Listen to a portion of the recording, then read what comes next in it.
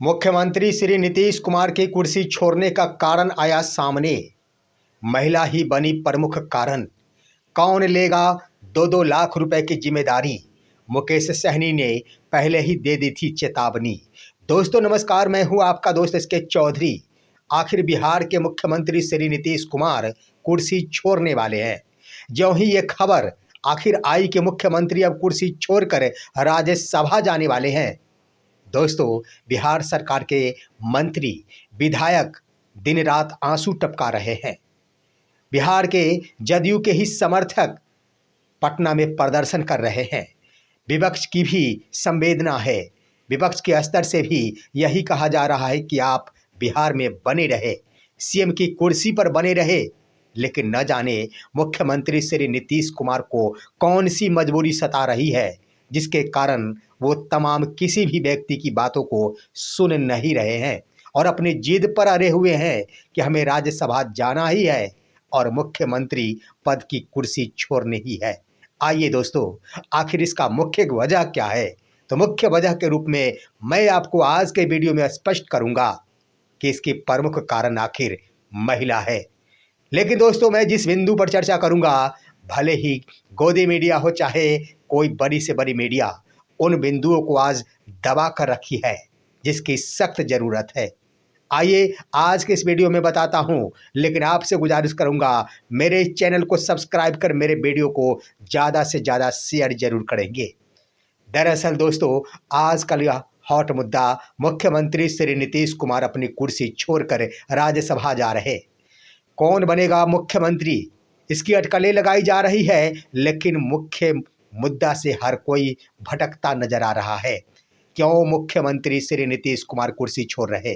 भले ही पूर्व आईपीएस अमिताभ दास के द्वारा नीट कांड को लेकर इससे जोड़ा गया, भले ही वो घटना सत्य हो या फिर ना हो, लेकिन एक बात सत्य है कि नीतीश कुमार आखिर बिहार की महिलाओं के डर से ही कुर्सी छोड़ रहे हैं।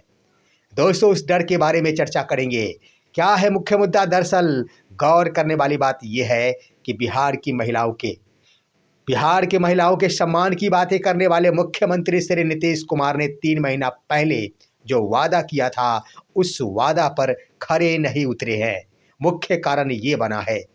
अब आइए इससे पहले की बातें हम आपको याद दिला देते हैं, उसके बाद आगे भी चर्चा करूंगा। दोस्तों, आप वीडियो में बने रहेंगे। वर्ष 2016 में शराबबंदी कानून लागू किया गया। क्या नतीजा हुआ दोस्तों? शराब आज भी बिक रही बिहार में। शराब का कारोबार हो रहा है, पीने वाले आज भी पी रहे हैं, लेकिन शराबबंदी कागज पर लागू है। ये महिलाओं के साथ धोखा नहीं हुआ तो क्या हुआ? मुख्यमंत्री श्री नीतीश कुमार के द्वारा कहा गया था कि मैंने महिलाओं के ऊपर हो रहे अत्याचार पर अंकुश लगाने के लिए शराबबंदी कानून बिहार में लाया। लेकिन जब इस कानून को लाया गया, क्यों बिहार में शराब की बिक्री हो रही?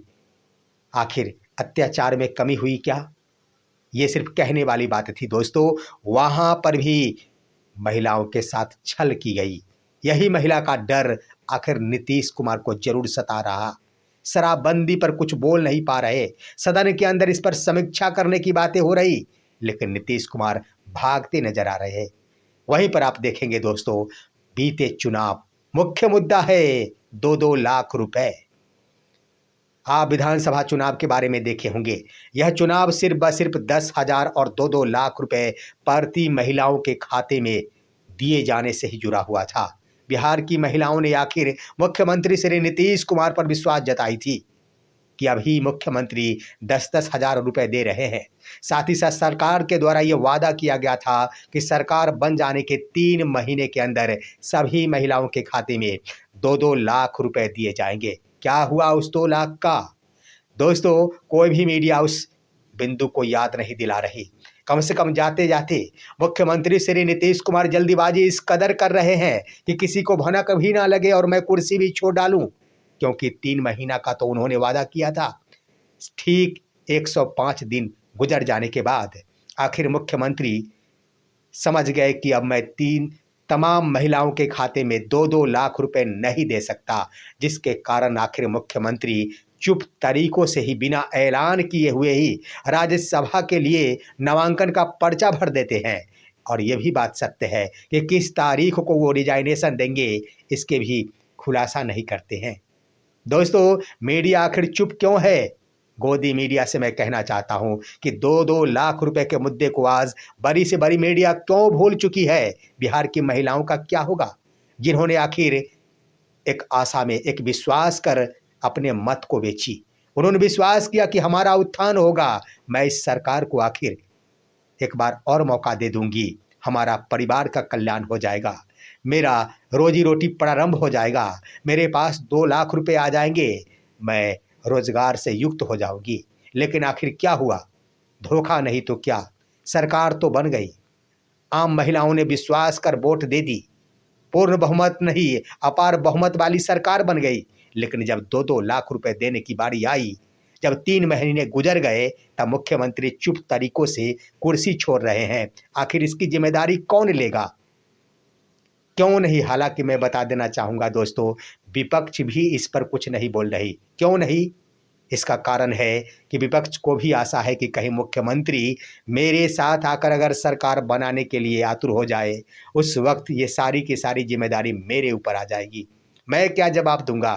क्योंकि बिहार की हालात वो नहीं है कि सभी के सभी महिलाओं के खाते में 2-2 लाख रुपए दिए जा सके। जिस कारण आखिर आपको याद होगा, वो शाम 14 नवंबर 2025 आखिर महागठबंधन की बुरी तरह हार हुई थी। और ठीक उसी वक्त मुकेश सहनी ने सबसे पहले बयान दिया था कि इस जनाधार का मैं स्वागत करता हूं, अपनी हार को मैं स्वीकार करता हूं, लेकिन एक बड़ी जिम्मेदारी नई सरकार के ऊपर होने जा रही।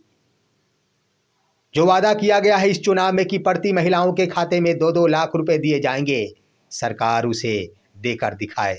अगर नहीं दिया गया तो मैं आम जनों के साथ मिलकर सड़क पर उतरूंगा, आंदोलन करूंगा और सरकार को मजबूर करूंगा कि आप महिलाओं के खाते में 2-2 लाख रुपए दें।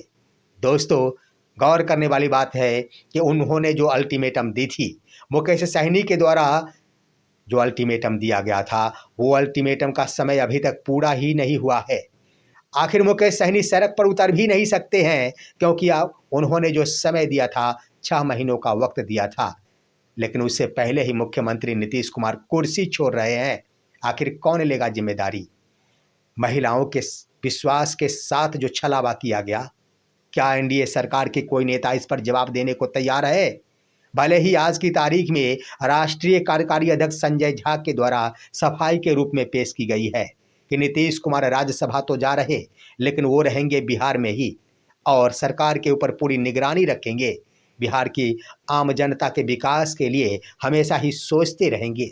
आखिर वही संजय झा क्यों नहीं ये कहते हैं कि मुख्यमंत्री रहेंगे बिहार में ही, और मुख्यमंत्री जब तक तमाम महिलाओं के खाते में 2-2 लाख रुपए नहीं दे देंगे, तब तक मुख्यमंत्री अगला विकास का कार्य नहीं करेंगे। आखिर क्यों नहीं कहा जाता है कोई जदयू के लीडर?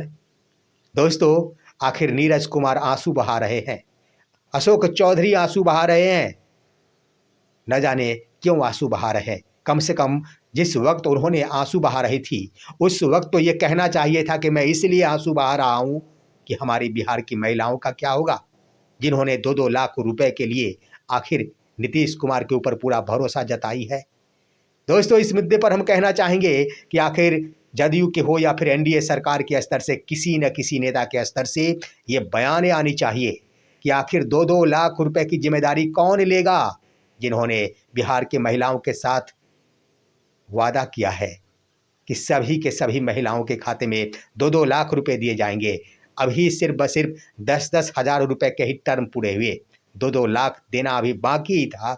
इसी बीच आखिर मुख्यमंत्री कुर्सी छोड़ रहे हैं, तो कुर्सी कम से कम पकड़ने वाले पार्टी के नेताओं के ऊपर जिम्मेदारी बनती है। और सबसे बड़ी बात तो ये है कि जिनके द्वारा ये बातें कही जा रही कि मुख्यमंत्री नीतीश कुमार बिहार के हित के साथ जुड़े रहेंगे, बिहार में ही रहेंगे, कम से कम उन नेताओं को ये बयान देना चाहिए कि आज की तारीख में भी बिहार की महिलाओं के लिए मुख्यमंत्री नीतीश कुमार का पूर्ण विश्वास है, उनके खातों में 2-2 लाख रुपए दिए जाएंगे। दोस्तों, आप हमारी इस वीडियो को ज़्यादा से ज़्यादा शेयर करेंगे, साथ ही साथ भाजपा को जो सरकार बनाने जा रही है, सबसे पहले सरकार बनाने से पहले किसी न किसी नेता के द्वारा कम से कम जो रेस में आ रहे हैं उनके द्वारा ये तो बयाने दे देनी होगी कि 2-2 लाख रुपए की जिम्मेदारी भाजपा लेगी।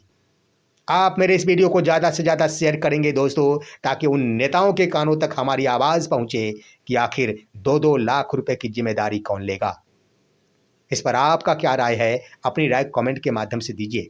हमारे इस वीडियो को ज़्यादा से ज़्यादा शेयर कीजिए और अब दीजिए अपने दोस्त को इजाज़त। फिर मिलेंगे। नमस्कार।